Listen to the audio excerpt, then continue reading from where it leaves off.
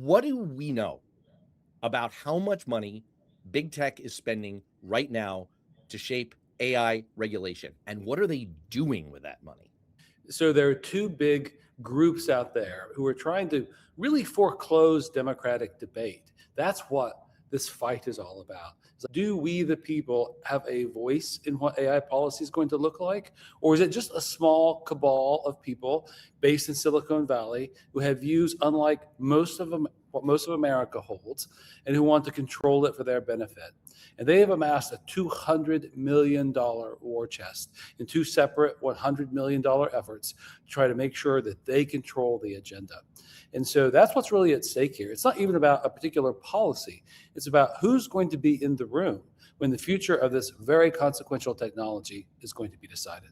Last week, the Trump administration proposed a national policy framework for artificial intelligence, including the preemption of state laws and a federal sandbox to exempt AI companies from federal regulations. The upshot is it effectively shields AI companies from liability under state and federal law.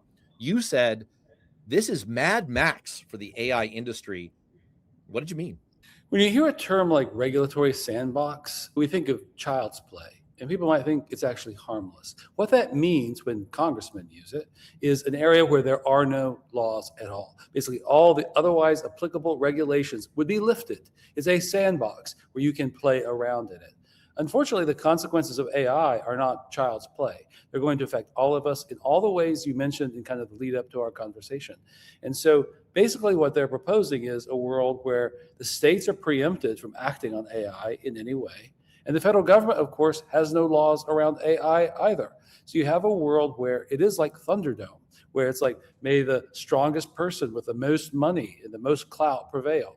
That isn't how a democracy should work. And that's what I'm trying to fight against. It's funny to use the term sandbox because we are used to calling states the laboratories of democracy, the laboratories of regulatory and government innovation. We try to figure things out on the state level. That becomes a model. You're very familiar with this as a member of Congress. And you're also very familiar with industries saying, hey, we don't want to have to deal with lots of state regulations. That's confusing. It's cumbersome. It's costly for us. It means that our lawyers are well employed, but they mostly spend their time trying to navigate 50 different sets of regulations. Could you please give us a uniform set of federal standards here? Is that necessarily wrong per se? And is it being twisted in this case to essentially give the AI, the tech companies, free reign? It's not wrong per se, but the American tradition is one of federalism. And federalism does have a cost. I live in Oklahoma. The rules here about everything from driving to alcohol purchase to how insurance works are very different than they're going to be in California or New York. And that has a cost to the businesses who are trying to navigate that. But we think the benefits far outweigh those costs in experimentation, in local habituation. These are things that federalism brings to us. And so I think there is a cost of federalism, but there are many benefits to it as well. But of course, one can make the case in something so important as artificial intelligence, such an instrument of national power, that maybe we should have a federal scheme. And there are examples of this in our history. But the issue is there has to be a comprehensive federal regulation. So you can't have this Mad Max Beyond Thunderdome approach, which they have adopted.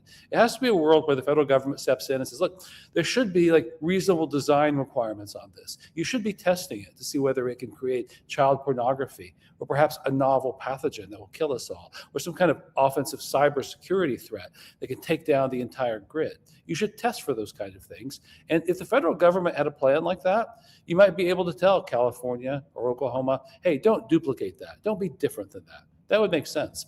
But they've never proposed that kind of comprehensive federal scheme. And so in many ways, what they're trying to do is create a world where there are no rules at all. That's why I call it Mad Max Beyond Thunderdome. Is the Trump administration proposal essentially what industry wants? It is essentially what some of industry wants. To their credit, there are many people in the AI industry who agree with someone like me, who says this is an incredibly powerful technology. We should have rules on it.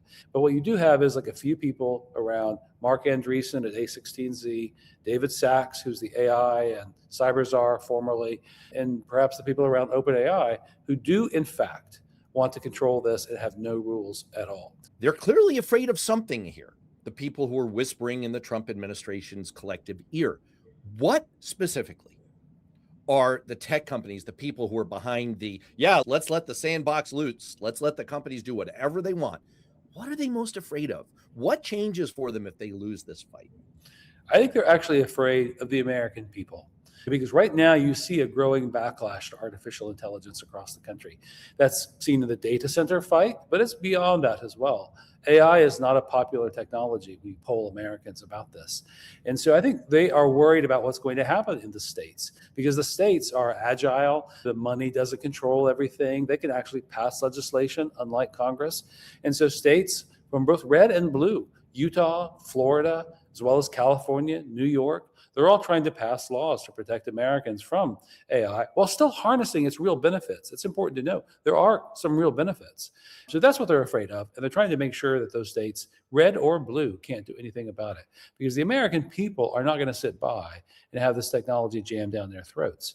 Tell me what the stakes are here, why we should all care when it comes to the AI regulation fight. What are the risks? Why is this important? The risks of this is the most consequential technology in our lifetime, perhaps in centuries.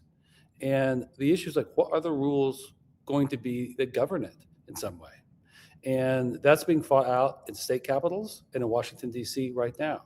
And there are a group of people who want no rules at all, or maybe they want a couple of rules, but they generally believe that it would be perfectly fine if there were very limited rules and that families, communities had to fend on their own. If we have massive job loss, that's just the price of capitalism, right?